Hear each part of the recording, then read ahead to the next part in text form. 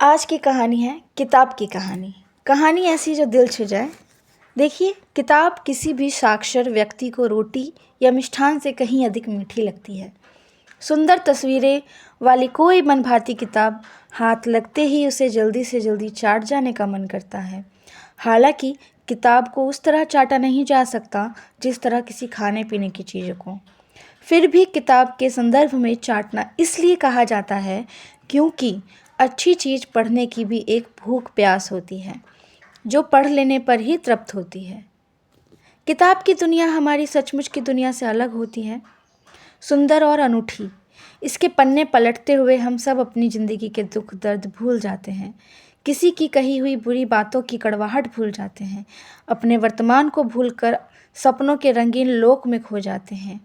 अपनी जगह बैठे बैठे हम दूसरे के सुहाने जंगलों में, पहाड़ों पर, फूलों की घाटियों में घूम आते हैं, कलकल करती नदियों और झरझर झरते झरनों के किनारे पहुंच जाते हैं।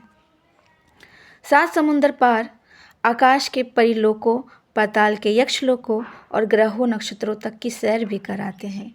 किताब ही हमें हजारों साल पहले की दुनिया का हालचाल बताती है, राज्यों के उत्थान पतन की खबर देती है, नए ज्ञान से परिचित कराती है, संतों, ज्ञानियों और नेताओं के अनुभवों का लाभ हम तक पहुंचाती है। इस तरह किताब थामकर हम प्रगति पथ पर आगे और आगे बढ़ते चले जाते हैं। किताब को आज इस रूप तक देख पहुंचने में कई पड़ाव पार करने पड़े हैं। कागज़ का और उस पर छपाई करने वाली मशीन का आविष्कार 1000 साल पहले हुआ था। हालांकि किताब 5000 साल पहले अस्तित्व में आ चुकी थी। तुम कहोगे, कागज़ नहीं था तो किताब कैसी थी? ऋषियों और संतों का दिया हुआ ज्ञान विज्ञान सुरक्षित कैसे रहा? तब आज की तरह ना तो आबादी की इतनी भीड़ भाड़ थी, ना इतने सारे कामों के पीछे भाग दौड़। गांव के आदमी को अपनी ज़रूरत की हर चीज़ गांव में ही खुद ही तैयार करनी होती थी, क्योंकि आने जाने के साधन बहुत कम थे। जीवन यापन कठिन था, परंतु ज़िंदगी सरल थी। एक साथ बहुत सी चीज़ों की तरफ ध्यान देना ना होने से लोगों की स्मरण शक्ति तेज थी। अपने समय के ऋषियों की वाणी से निश्चित ज्ञान के लोग कंठस्थ कर लेते थे। यह ज्ञान गुरु अपने शिष्यों को और पूर्वजों अपने वंशजों को कंठस्थ करा दिया करते थे। पीढ़ी दर पीढ़ी इस तरह यह परंपरा चलती रही। एक दूसरे से सुनते गाते लोग सीखते रहे। इस तरह समस्त मौलिक साहित्य की यात्रा जारी रही।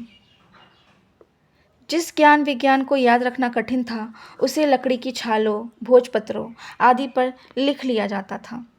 ऐसा 6000 साल पुराना एक चित्र मेसोपोटामिया में मिला है। कच्ची मिट्टी की आधार पट्टियां बनाकर उन पर धार्मिक और नैतिक सूक्तियां लिख दी जाती थीं। इसी तरह महत्वपूर्ण दस्तावेज भी लिख दिए जाते थे। फिर इन पट्टियों को पकाकर लेखांकन को सुरक्षित रख लिया जाता था। चूँकि पद सरलता से कंठस्थ हो जाता है, इसलिए साहित्य पद रूप में रखा जाता था।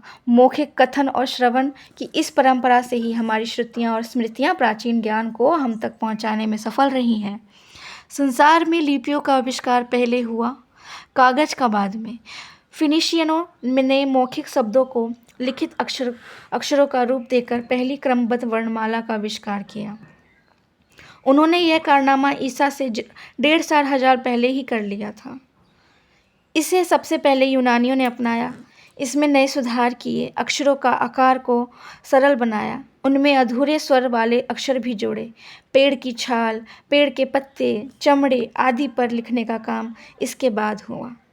मिस्र और भूमध्य सागरीय प्रदेशों में पानी के पौधे, पेपरिस के पत्ते लिखने के काम में लाए गए। कई पत्ते जोड़कर उनकी एक पट्टी बनाई जाती थी। फिर उस पट्टी को लकड़ी की डंडी पर लपेट लिया जाता था। शायद यही कारण है जो आज भी लिखने के काम में आने वाले कागज़ को पेपर कहा जाता है। ईस्वी सन 100 में एक अज्ञात रोमन ने इन रीलों को एक आकार में काटकर इन लिखित पत्रों का एक पुलिंदा बनाया। इसे जोड़कर ही संसार की पहली पुस्तक का जन्म हुआ। भारत के प्राचीन इतिहास को भोजपत्रों पर लिखा गया। कलम की जगह मोरपंखों की डंडी काम में लाई गई।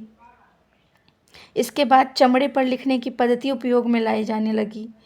सन 105 में चीनियों ने किताब के लिए कागज़ का तोहफा दिया।